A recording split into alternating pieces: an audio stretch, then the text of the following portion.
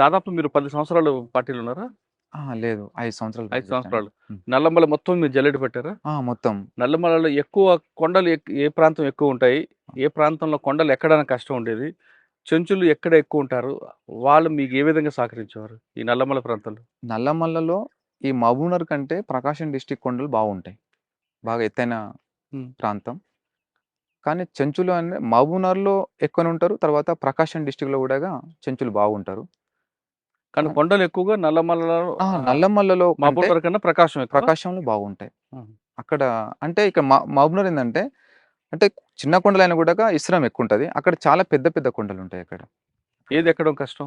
ప్రకాశం డిస్ట్రిక్టే కష్టం. ఎందుకంటే అక్కడ నేను సంవత్సరం పైన చేసినా కాబట్టి ఇక్కడ చెంచుల సహకారం ఇక్కడ ఎక్కువ, అక్కడ ఎక్కువుంటదా? ఆల్‌మోస్ట్ తెలంగాణ గావచ్చు, ఇటు మహబూబ్‌నగర్ అంటే తెలంగాణ గావచ్చు, అక్కడ ఆంధ్ర. ఎక్కువ ఆదివాసుల మీదనే బాగా ఆదివాసులు బాగా సహకరిస్తారు. మీరు తిరుగుతున్న ఈ సంవత్సరం పాటు హ్మ్. ఏమైనా జంతువులు ఎదురుపడేవా? ఎలుగు పంటలు ఎక్కువ పడేటివి. ఆ! హ్మ్. మీ వెనక పడేవా? పడేటివి. మరి ఎలా పడేటివి ఒకసారి దాడి గూడా చేసింది. ఫైర్ చేసి చంపేసాం. ఓహో! ఇక్కడనే పులి బొమ్మ ఉంటది. పవరాబాద్ చౌరస్తా దగ్గర. ఆ! కిరణ్ అని మా కమాండర్ ఉండే. అతను ఏఓబి దాడిలో చనిపోయిండు. హ్మ్. ఎన్‌కౌంటర్‌లో అమరుడయ్యిండు. అంటే ఎన్‌కౌంటర్‌లో గాదు. కాకపోతే దాడిలో చనిపోయిండు. హ్మ్. ఆయన కమాండర్‌గా ఉండి, సరే నైటు మకాం వేసినాం రోడ్డు పక్కలనే. మా వేరే జనార్దన్ అని ఒక వ్యక్తి ఉండే. అతను సెంటర్‌గా ఉండే అన్నమాట. అది చిన్న పిల్లబాటు ఉంటది. ఆ పిల్లబాటు ఉంటే తల్లి, పిల్ల అంటే తల్లి అంటే దానికి చిన్న చిన్న పిల్లలున్నాయి. ఎలుగుబంటు వస్తా ఉంటే ఆయన చూసిండు. చూడంగానే ఆయన మీద అటాక్ చేయంగానే గట్టిగా పట్టుకున్నాడు. చేతులన్నీ కరిచినాయి.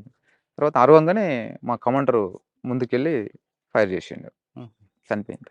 జంతువులంటే ఎదురుపడి ఆ! చంపారు. మరి మనుషుల్ని చంపారు? మనసులోనే మేము ఎవరిని చంపం. ఆ! చంపాలని మా ఆలోచన కూడా కాదది. ప్రజల సమస్యల మీదనే ప్రజలకు న్యాయం జరగాలనే మా పోరాటం గానీ, సరే ఆ పోరాటంలో ఎంతమంది మీరు మీ చేతుల్లో చనిపోయి ఉండొచ్చు? నా చేతిలో ఎవరు చనిపోలేదు సార్. మీ నేనెవరిని చేతుల్లో చంపలే కాదు. గూడా. మీ చేతుల్లో కాకపోయినా ఉద్యమంలో భాగంగా. ఇగ అది నాకు సంబంధం లేదు. పార్టీ ఉన్నప్పుడు పార్టీ చేసింది గానీ, నా చేతిలో మాత్రం ఎవరు చనిపోలేదు. నేను ఎవరిని చంపలేదు గూడా. కాకపోతే విరోచితంగా పోరాడినా, విరోచితంగా ఉద్యమంలో పనిచేసినా, పార్టీకి నమ్మకంగా పనిచేసినా, పార్టీ సిద్ధాంతాల పట్ల గూడా చాలా పార్టీ పట్ల చాలా రాజకీయాలు నేర్చుకున్నా.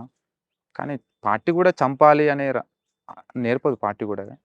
పార్టీ ప్రజలకు న్యాయం జరగాలి, ప్రజా ఉద్యమాలు చేయాలని పార్టీ చెప్తది గానీ, చంపాలనే సిద్ధాంతం అయితే మా పార్టీది గాదు. పార్టీలోకి వెళ్ళిన తర్వాత మీరు నేర్చుకుందేంటి? క్రమశిక్షణ? లేదంటే జ్ఞానమా? నేను పార్టీలో నేర్చుకున్నది జ్ఞానం కంటే క్రమశిక్షణ నేర్చుకున్నా. తర్వాత యుద్ధంలో శత్రువు మీద మనం దాడి ఎట్లా చేయాలి? దాన్ని ఎట్లా తిప్పికొట్టాలి? ఎట్లా మనం ఫైట్ చేయాలనేది నేర్చుకున్నా. మరి 5 సంవత్సరాలు పార్టీలో ఉండి ఎందుకు బయటకు రావాల్సొచ్చింది? నేను బయటికేం రాలేదు. హ్మ్. నేను అరెస్ట్ అయినా నేను. ఫస్ట్ టైమా? ఫస్ట్ టైమ్ అరెస్ట్ అయినా. ఎక్కడ? హైదరాబాద్‌లో వనస్థలిపురం. మీరు అటెందుకొచ్చారు మైదాన ప్రాంతానికి? అయితే అప్పటికి పార్టీ ఏందంటే ఇక్కడ అందరూ లొంగిపోయినారు. అందరూ సరెండర్ అయిపోయినారు. మెయిన్ లీడర్ అంతా కూడా సరెండర్ అయిపోయిన తర్వాత మిగిలింది మేము నలుగురం మిగిలినాం. ఎవరో నలుగురు? నేను, శ్యామ్, శేఖర్, శోభ. శోభ అని శ్యామ్ వాళ్ళ భార్యని. ఇక నలుగురం మిగిలిపోయినాము.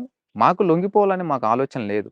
శ్యామ్‌కి గాని, నాకు గాని మిగతా ఇద్దరికి గూడా లొంగిపోవాలని ఆలోచన లేదు. పార్టీ కాంటాక్ట్స్ మనకు ఇంకోటేందంటే పార్టీ కాంటాక్ట్ లేదు మాకు.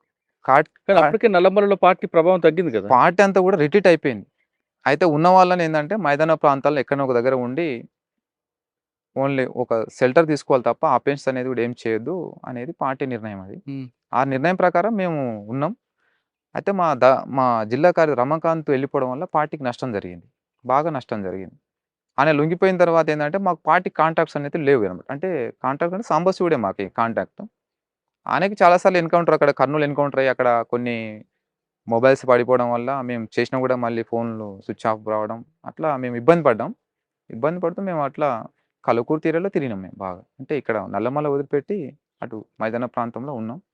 ఇప్పుడు పార్టీ కాంటాక్ట్ కోసమే తిరుగుతున్న క్రమంలోనే దొరికినా నేను. అంటే వనస్థలిపురంలో ఉన్నారా? వనస్థలిపురం ఎళ్ళినా. ఒక ఫోన్ ట్యాపింగ్ అయింది. వేరే వాళ్ళు ఇచ్చిన సమాచారంతోటి పట్టుకున్నా. కొంతకాలం కలవకుర్తిలున్నారు. అంటే అక్కడనే తిరుక్కుంటున్నాం. తర్వాత అంటే తిరుక్కున్నారా? షెల్టర్ తీసుకున్నారా? షెల్టర్ ఏం లేదు. కాకపోతే గ్రామాలు చిన్న చిన్న గ్రామాల్లో అంటే తిరుగుకుంటా ప్రజలతో మమేకమై ఉన్నాం మేము. అంటే యూనిఫార్మ్ లేకుండా. ఇన్ఫార్మ్ లేకుండా హ్మ్. సివిల్. వనస్థలిపురంలో మీకు పట్టుకున్నారా? అవును. పట్టుకొని మళ్ళీ తిరిగి ఎక్కడికి తీసుకొచ్చారు? ఏ కోర్ట్‌లో ఇగ కోర్ట్‌లో గాదు. ఇగ బానే కోర్ట్‌లో ప్రొడ్యూస్ చేసిన తర్వాత ఒక 5 రోజుల దాకా బాగా కొట్టారు. ఎన్కౌంటర్ చేయాలని తీసుకెళ్ళారు. తర్వాత ఇక అప్పటికి కొంత నేను అరెస్ట్ అయిన విషయం కొంచెం లీక్ అయింది బయటికి. ఇక అప్పుడు కోర్టులో ప్రొడ్యూస్ చేసిర్రు అక్కడనే. 5 రోజులు ఎక్కడుంచారు మిమ్మల్ని? ఎవరు ఆ! చేశారు? Chandrasekhar CI, SI Ravindra Prasad. ఇప్పుడు ఆయన సీఐ అనుకుంటా. హ్మ్. వాళ్ళు అరెస్ట్ చేసిర్రు. చేసి? చేసి బాగా కొట్టారిగ. కొట్టి అయితే నేను అరెస్ట్ అయిన తర్వాత శ్యామ్ సరెండర్ అయిపోయిండు. ఓహో! ఓకే. ఇక నేను అరెస్ట్ అయిన తెలవంగానే శ్యామ్ సరెండర్ అయిపోయిండు. ఇక తర్వాత వాళ్ళందరూ వచ్చిర్రు నా దగ్గరికి. చార్సినా మేడం ఎస్పీ ఉండే. వాళ్ళంతా వచ్చి కొన్ని డంప్స్ ఉన్నాయి. నీకు సంబంధించినవి చూయించమని బాగా ఇబ్బంది పెట్టారు. నాకేం తెలవదు. ఉన్నంత కూడాగా రమాకాంత్, శ్యామే చూయించిర్రు. నా దగ్గర ఏం లేవని చెప్పా. హ్మ్. తర్వాత ఇక వాళ్ళు ఎన్‌కౌంటర్ చేయాలనుకున్నారు. ఇక తర్వాత ఎందుకో తర్వాత చేయొద్దనుకున్నారో ఏమో తెలవదు. ఇక తర్వాత కోర్ట్‌లో ప్రొడ్యూస్ చేసి జైలుకి చెర్లపల్లి జైలు. చల్లపల్లి జైలు. 2 సంవత్సరాలు ఉన్నా దీన్ని. చల్లపల్లి జైల్‌లో ఎవరెవరు కలిసారు మీకు? సార్ చెర్లపల్లి జైల్‌లో మల్లా రాజిరెడ్డి అన్న. అవును. హ్మ్. కేంద్ర కమిటీ సభ్యుడు. శ్రీరాముల శ్రీనివాస్. జనశక్తి పార్టీ అమర్ అన్న.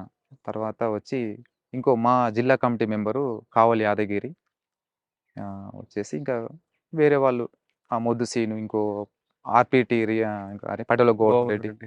వాళ్ళంతా కలిసి ఉండేది. రాజిరెడ్డి అన్న వీళ్ళందరూ ఏం చెప్పేవారు మీకు? ఎందుకు అరెస్ట్ అయ్యావన్నారా? లేదా బయట అడిగారు. అసలు ఎందుకు అరెస్ట్ అయ్యారు? ఎట్లా అరెస్ట్ అయ్యారని అడిగారు. అడిగిన తర్వాతనే వాళ్ళు మళ్ళీ నన్ను కమ్యూన్‌లో తీసుకున్నారు వాళ్ళు. అంటే నా నుంచి కూడా కొన్ని మిస్టేక్‌లు జరిగినాయి. అంటే కొన్ని డంప్స్ అనేది చూయించిన నేను గూడా. చూపిచ్చారా? చూపించా. ఎందుకంటే అప్పుడు చూయించాలనుకోలేదు. కాకపోతే మా మాజీ మిత్రులంతా ఏం చేశారంటే, ఇగ అయితే అరెస్ట్ అయితే నన్ను జైలుకి పంపుతారనే విషయం నాకు తెలుసు. కానీ వీళ్ళేం చెప్పారంటే నాకు, లేదు నిన్ను అరెస్ట్ చేసినా కూడా నేను సరెండర్ చేపిస్తాం. ఆల్రెడీ మేమంతా లొంగిపోయినాం గదా! ఆ డంప్స్ ఏమైనా ఉంటే చూయించమని చెప్పిర్రు. సరే అని ఆ డంపులు చూయించిన తర్వాత వాళ్ళు ఇగ బాగా ఇంకా ఇబ్బంది పెట్టారు. తర్వాత అనుకున్నా ఇగ ఇట్లా జరుగుద్దనుకోలేదు. కానీ చూయించొద్దు. పార్టీ దృష్టిలో అంటే చూయించక తప్పదిగ. ఎందుకంటే అది కరెక్టే. సహజమే ఆ అది. టైంలో ఆ టార్చర్ ఉంటది. టార్చర్ తట్టుకోలేక. హ్మ్. కానీ ప్రాణహాని అనేది చేస్తే అది పార్టీ ద్రోహం అంటారు. హ్మ్. కానీ తుపాకులన్నీ చూపిస్తే అది పెద్దగా ఏం అంటే మీరు చూపించిన డంప్ వల్ల ఎన్ని తుపాకులు దొరికాయి? క్యాష్ గాని? క్యాష్ అనేది ఏముండదు. డంప్ నా దగ్గర తుపాకులే. డంప్స్ అంటే వెపన్స్ అవే ఉంటాయి. తుపాకులు, మందుగుండు సామాగ్రి. ఏమిచ్చారు అప్పుడు? ఆహ్, డంప్‌లో ఏం దొరికాయి? ఒక ఎస్ఎల్ఆర్, ఒక 2 303 రైఫిల్ ఉండే. ఎక్కడ నల్లమల్లలోనా? నల్లమల్ల. అరెస్ట్ చేశారు. ఆ! జైలు చర్లపల్లి జైలుకొచ్చారు. రాజిరెడ్డిగా కలిసారు. కలిసాం. మిగతా అందరూ ఏం మాట్లాడారు మీతో? శ్రీరాములు శ్రీనివాస్ గాని? వాళ్ళంతా ఫస్ట్ కొంచెం అరెస్ట్ అయిన వాళ్ళని అంటే అరెస్ట్ అయిన వాళ్ళందరిని గూడా ఒకే రకంగా చూడరు. అందులో పార్టీకి ఏమన్నా నష్టం చేశాడా లేదనేది చూస్తారు. అందులో నేను నష్టం చేసిందేం లేదు. కాకపోతే నా మీద ఒక అభిమానం వాళ్ళకి. ఎందుకంటే అందరూ లొంగిపోయినా గూడా ఇతను చివరి దాకా ఉన్నాడు గదా! అనేది బాగా వాళ్ళకు నా మీద కొంచెం అభిమానం ఉండే. వాళ్ళు మళ్ళీ నన్ను కమ్యూన్‌లోకి తీసుకున్నారు. వాళ్ళు నాకు చాలా విధాలుగా సహకరించారు వాళ్ళు. వాళ్ళ ఆ! బ్యారక్‌లో ఉన్నారా మీరు? ఒకటే బ్యారక్‌లో ఉండేది.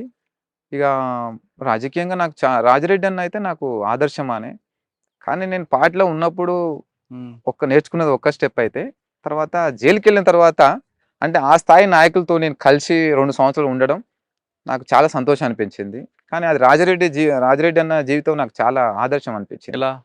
అంటే తను ఉన్నతమైన చదువు చదివి ఒక ఉన్నతమైన చదువులు చదివి ఆయన అంటే ఒక అగ్రకులంలో పుట్టి కూడా గాని అంతా వదులుకొని కూడా గాని ఉద్యమం పడ్డ అంటే 10 సంవత్సరాలు, 20 సంవత్సరాలు, 30 సంవత్సరాలు అనే ప్రజల కోసం పనిచేసిండంటే అది చాలా గొప్ప విషయం అది. అందులో వాళ్ళ సహచరి గూడాగా ఎన్‌కౌంటర్‌లో చనిపోవడం. అంటే ఏ రోజు గూడా గాని అంటే 30 సంవత్సరాల తర్వాత గూడా తల్లినని చూడలేదనమాట. అంటే ప్రజల్ని నమ్ముకొని అక్కడ ప్రజలతోనే కలిసుండు గాబట్టి అది చాలా బాగా ఆయన అరెస్ట్ అయ్యి బయటకొచ్చిన తర్వాత కేరళ నుంచి కూడా తిరిగి లోపలికెళ్ళిపోయారు. ఆనే అరెస్ట్ అయ్యి 2 సంవత్సరాలు జైల్‌లో ఉన్న తర్వాత రిలీజ్ అయిన తర్వాత మళ్ళీ బెయిల్ మీదెళ్లి మళ్ళీ హ్మ్. ఉద్యమంలోకెళ్ళిపోయిండు. తర్వాత కానీ జైల్‌లో ఉన్నప్పుడు గూడా చాలా పోరాటాలు చేసిండాయన. ఏం పోరాటాలు? అంటే ఖైదీల హక్కుల కోసం 1996, 98 అంటే అప్పటికి రాజకీయ ఖైదీలు జైల్‌లో కొన్ని పోరాటాలు చేసి కొన్ని హక్కులనేది సాధించుకున్నారు. అయితే 2007 నాటికేందంటే ఆ హక్కులనేటివి అంటే అమలు కావట్లేదు. మళ్ళీ ఏందంటే ఖైదీల మీద మేము నిరాహార దీక్షలు అంటే ఖైదీలకు క్షమాభిక్ష పెట్టి వాళ్ళని విడుదల చేయాలి. ఇంకోటి వచ్చిన కుటుంబ సభ్యులకు ఇన్నర్ ములాఖతు సౌకర్యం కల్పించాలి. తర్వాత వారానికి 2 సార్లు కుటుంబ సభ్యులతోని మాట్లాడడం కోసం ఫోను సౌకర్యం కల్పించాలి. తర్వాత ఇంటి దగ్గర నుంచి ఏమైనా తీసుకొచ్చిన వస్తువులుంటాయి కదా తినటానికి. అలాంటివి గూడా అలో చేయాలి అని జెప్పి మేము 5 రోజులు, 6 రోజులు కూడా రిలే నిరాహార దీక్ష చేసినాము. అది హోమ్ మినిస్టర్ జానారెడ్డి గారు దాన్ని అక్కడి దాకా తీసుకెళ్ళిర్రు పార్టీ. హ్మ్. తర్వాత ఆయన కూడా హామీ ఇచ్చిండు. హామీ ఇచ్చిన తర్వాత మేము విరమించుకున్నాం. హుహు. కాబట్టి ఇక ఇంకోటేందంటే ముఖ్యంగా అందులో 7 సంవత్సరాలు శిక్ష కాలం పూర్తయిన ఖైదీలని విడుదల చేయాలనేది మా డిమాండ్ ముఖ్యంగా. అది నెరవేరుద్దా? నెరవేరింది. తర్వాత 2009లో, 8లో జీవోలో రిలీజ్ చేశారు.